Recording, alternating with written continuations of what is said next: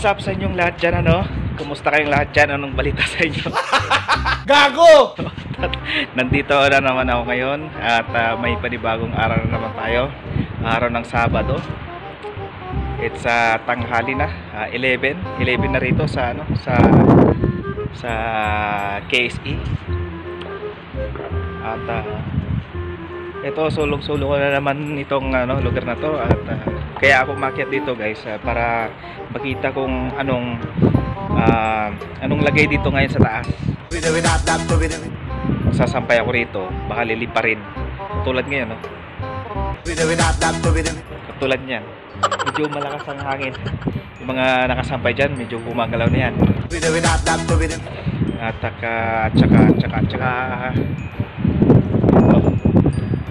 hindi naman na mainit dito, pero malakas lang yung hangin.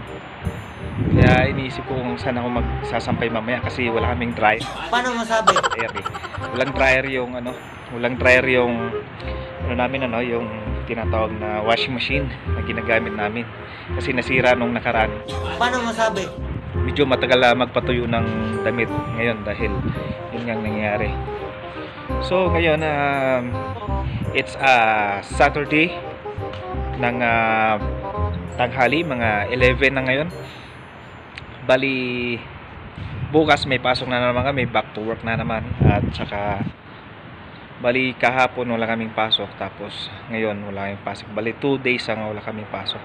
Bukas bukas may pasok namin. So ngayon kailangan kong maglaba ngayon dahil kung hindi ako maglalaba ngayon, malamang wala akong may susot bukas. So mamaya bababa tayo ulit dahil i-check ko kung tapos na yung naglalaba at ako nang susunod doon sa kanya. Baka mamaya masingitan pa ako hanggang sa mamayang hapon na naman ako makapaglaban nito.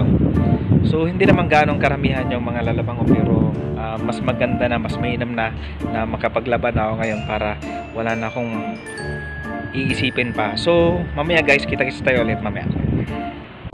2 hours later. So what's up sa inyong lahat? Gago! So what's up sa inyong lahat, guys, dyan, ano? Ito nga, katatapos ko nga maglaba. Kanina bumaba ako. Kanina umakyat ako, di ba? Mahangin daw o ayun nga po, no? Kitang-kita nyo, pero medyo malakas yung hangin. So ito yung mga nilabang ko ngayon. Bali sasampay ko na lang siya mamaya. Bali siguro antay ko ng konti para hindi lang siya tumulo, tapos ibababa ko na rin siya para doon ko na lang siya patutuyin sa loob. Bali gagawin ko na lang dito muna, guys, no? Bali patutuyin ko muna siya, tapos mamaya kapag medyo matuyo na, bababa ko na siya at doon ko na lang siya patutuyin sa baba. Kasi kapag kaiwanan ko siya rito, malamang maglaglagan na yan, magsisilibaran na yan, katulad ng mga nandyan, puti na lang sila, meron silang pang-ipit. Ako meron ako pang-ipit, pero hindi naman sapat na, hindi siya sapat sa dami, kaya kailangan pa rin siyang ilalagay rito sa hanger. May hanger kami rito eh. Bali ito yung mga hanger na napupulot namin dyan sa baba. Brad, ganun kakayaman!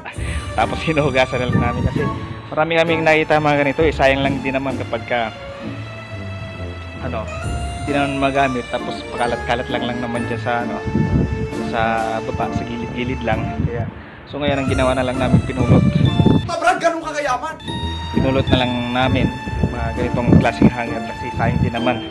At pwede pa naman siya napapakinabangan. Kaya babalikan ko ulit mamaya. Magsasample lang ako, guys. A few inches later. Sorry, it's DJ.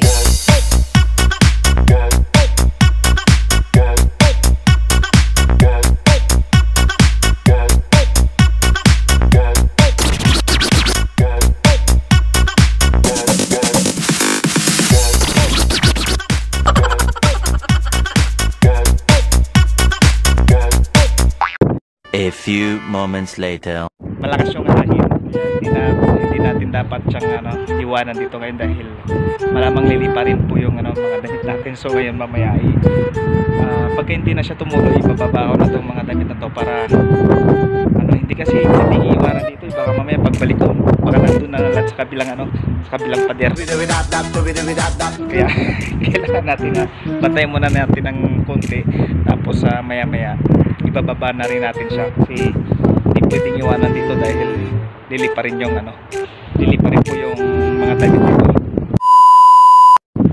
So bali ito nga po pala yung mga damit ko, ito mga damit ko pang araw-araw, tsaka yung mga uniform, kaya kailangan natin babalikan ko na lang ito ulit mamaya.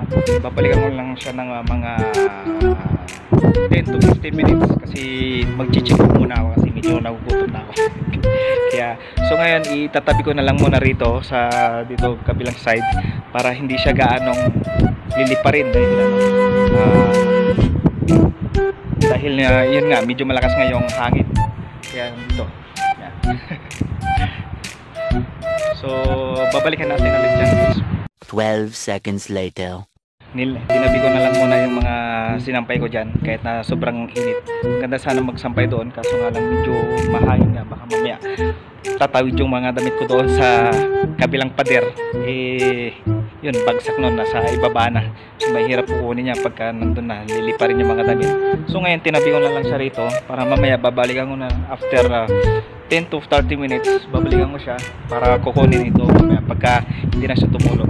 So ngayon bababa na ako guys at magchichibog muna ako kasi tanghali na.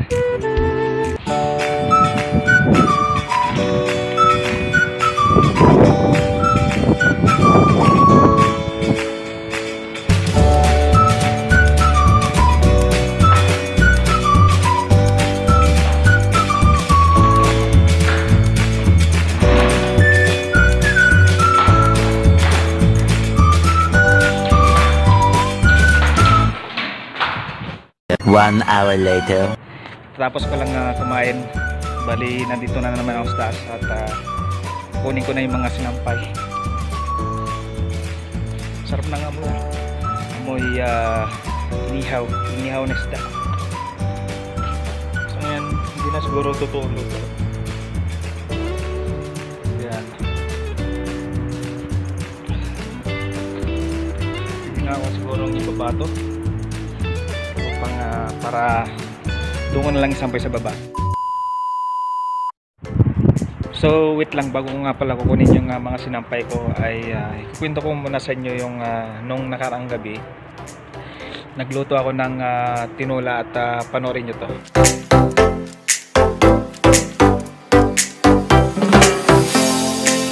Yun di pa tapos yung buhok ko. So ngayon natapos na yung aking pagluluto kagabi at natikman ko naman at nalasahan ko naman siya at saka okay naman kahit na kulang yung sangkap niya, wala siyang repolyo o kaya pichay, pwede na siguro yun kasi Paano masabi? kasi lasang naman siya, lasang tinola naman siya, saka dinamihan ko na siya ng mga ricado, dinamihan ko na siya ng bawang, sibuyas, tsaka luya. Yun ang importante. Pero hindi ko na siya nalagyan ng guys, hindi ko na siya nalagyan ng tinatawag na paminta. Tapos nilagyan ko na lang siya ng konting asin tsaka konting yung parang bitchin, konting bitchin lang at tsaka tapos hinuli ko yung paglagay ng patatas. Tapos pinakuloan ko siya hanggang sa pinalambot ko yung patatas, pati na rin yung manok. At saka finally yun, naluto din guys. At saka yun, maraming salamat dahil sinamahan nyo ako sa minutong panonood ng aking video. At sana huwag kayong magsawa sa panonood at kung bago ka pa lang sa channel ko, mag-subscribe ka na lang din hanggang kung video ay makakita ka. Hanggang sa muli.